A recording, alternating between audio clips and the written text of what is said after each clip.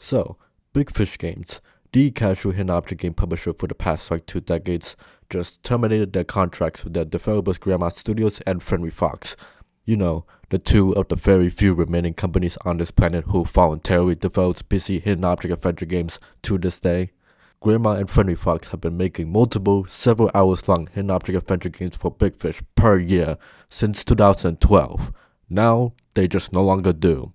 Friendly Fox claims they're able to continue their work without Big Fish, and while I'm not sure about the extent of that, I'll believe them for now and focus mostly on the detrimental impact this has had on GrandMA right now. Because GrandMA has only been developing hidden object adventure games for Big Fish for the past 13 years, and without Big Fish supporting them anymore, it's literally just not sustainable for GrandMA to have all its employees anymore, hence the many layoffs. Layoffs are just so tragic to see anywhere, and to see GrandMA have to go through that on a mass scale is just upsetting. Especially seeing all the talented people from GrandMA on LinkedIn now having to go through this hell of finding a job to support their livelihood, right before the winter holidays, mind you. Regardless of whatever your thoughts are on the quality of both studios' many games for Big Fish over 13 years, it is completely outrageous that after all that time, Big Fish just decided to cut ties with them out of nowhere and leave them and their projects hanging. No, it's even worse than that. 3 years ago, Big Fish made a pledge to support their partners in Ukraine when the country was being invaded by Russia, only to now completely ditch both Ukrainian studios from halfway across the planet, leaving at least one whole studio of people out of work, again, right before the winter holidays. GrandMA and Friendly Fox chose to keep developing for Big Fish, all while every other hidden object adventure developer moved on or went through financial troubles, all while the COVID-19 pandemic sent almost everyone to remote work, and all while the country was being invaded by another country. They actually risked their lives and spent God knows what crunch time to get these games out every year for Big Fish games, and what was their final reward? Getting fired. Why would Big Fish do such a thing? Well, they're opening their internal developer studio to make hidden object adventure games themselves, which is a thing they already had back in 2012 before they chose to shut it down.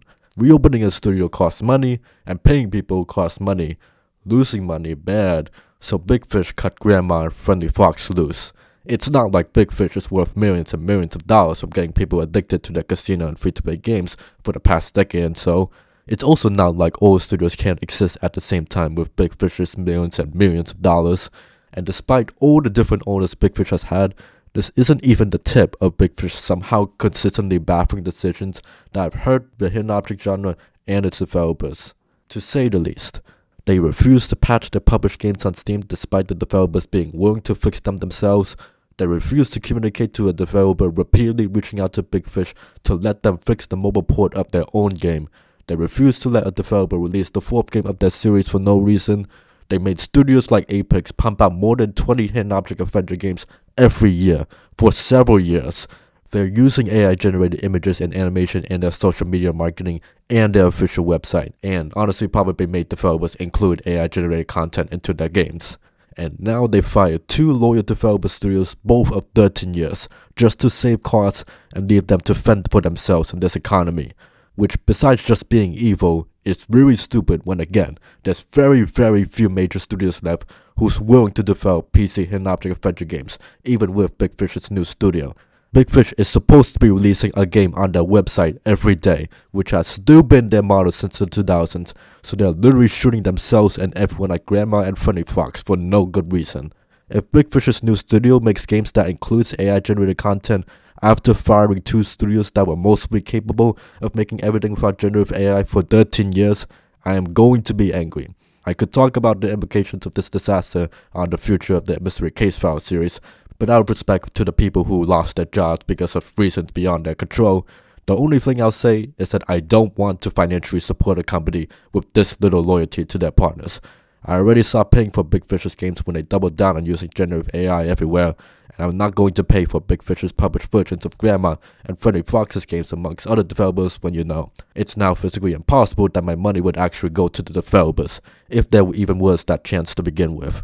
I'm still really upset that GrandMA's employees lost their jobs right before the winter holidays, which sadly isn't even that rare of a phenomenon, and I really hope they all find new jobs to support themselves very soon. I'll end this video with the last line in the main chapter of GrandMA's latest hidden object adventure game, Mystery Case File's House That Love Built, because it's now sadly poison given what happened.